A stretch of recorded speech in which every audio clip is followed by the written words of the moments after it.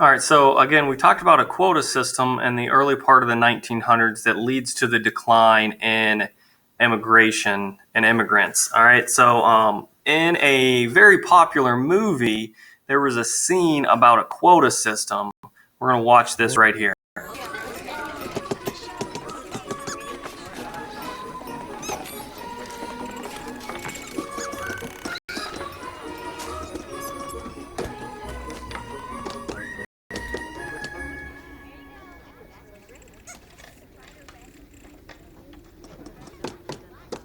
Hey, Ming Ming. I'm gonna be a little bit short on today's quota. It's all right, buddy. Just how many Etch-a-Sketches did you get finished? Come on, buddy, how many? I made, 85?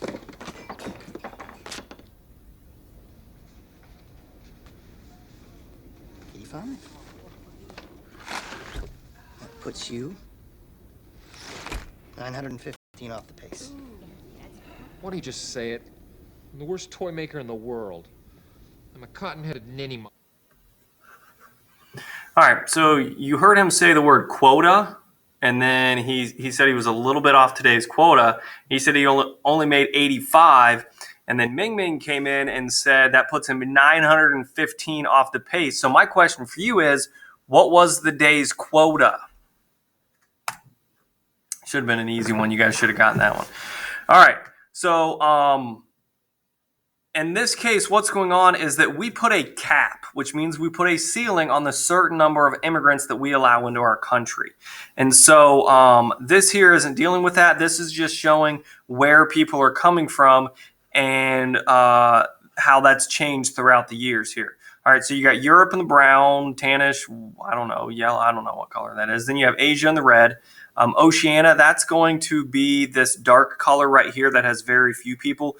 Please don't get Oceania confused with this color, which is North and South America. That's going to be mainly South American countries plus Mexico. Then you have Africa here, and then you have not specified. So Oceania is very small. That is Australia, I believe New Zealand, the Philippines might be thrown in there, but that's very, very, very small. All right, so most of the people starting out were from Europe, and then that European number dwindles as two other ones increase starting in these time periods here, so the last half of the 1900s.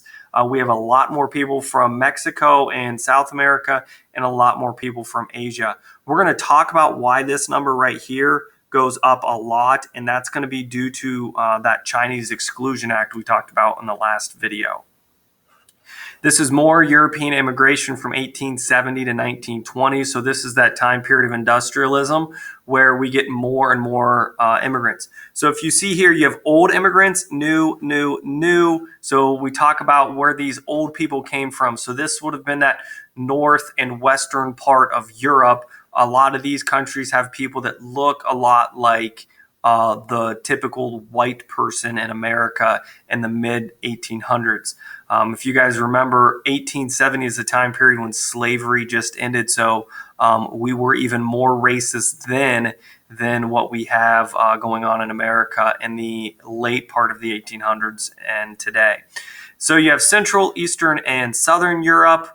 You guys can take a look at this here. You can see this is the number of immigrants in 1,000. A lot of people from Central Europe and then Eastern and Southern Europe increase as the year goes on. And we see these numbers dip here, and that is, again, because of those quota systems that we put into place. Total immigrants by region, again, 1820 through 2010. We will be able to have some of these numbers update in 2020 with the new census that's coming out. So hopefully next year we'll have some new numbers. Most of them from Europe. And again, a lot of these numbers are early on. If we go back to this one, we see a lot of them were early on, but mostly recently we are getting immigrants here from North and South America and Asia as well. An interesting number is 12.1.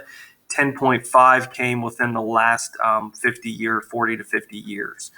All right, so that's going to conclude this video, just looking at numbers of immigrants, where they're from, and those types of facts.